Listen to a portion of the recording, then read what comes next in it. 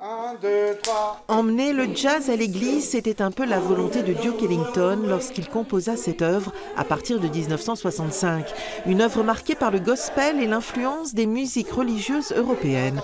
Aux commandes du concert, le Grand Chœur à cœur joie de Grenoble, un ensemble de 70 amateurs passionnés de chant et le Big Band Solisaire. Un véritable défi pour une œuvre rarement jouée. Liberté.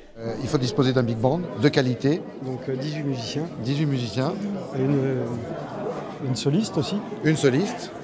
C'est relativement exigeant de ce côté-là. Et puis pour les chœurs, qui sont plutôt chez nous des chœurs de tradition un peu classique. On chante beaucoup de requiem, d'oratorio, de Te Deum, d'Alléluia, de tout ce que vous voulez, mais plutôt classique, baroque, romantique. Ces chœurs, en général, sont assez peu habitués au répertoire jazz et au swing. Alors peut-on parler de pont entre le monde du jazz et celui du classique ? Plus qu'un pont, c'est quelque chose qui est symptomatique d'un répertoire jazz méconnu. C'est plutôt de ce côté-là que c'est intéressant d'observer. Il y a peu d'œuvres jazz qui sont des œuvres sacrées. Et finalement, c'est intéressant de voir ça. Même si les jazzman ont beaucoup de spiritualité et peuvent mettre dans leur musique pas mal de choses de cet ordre-là. Dans le chœur, Georges, en 1969, il était étudiant aux États-Unis. Il a chanté cette œuvre sous la direction de Duke Ellington. Il se souvient de l'artiste.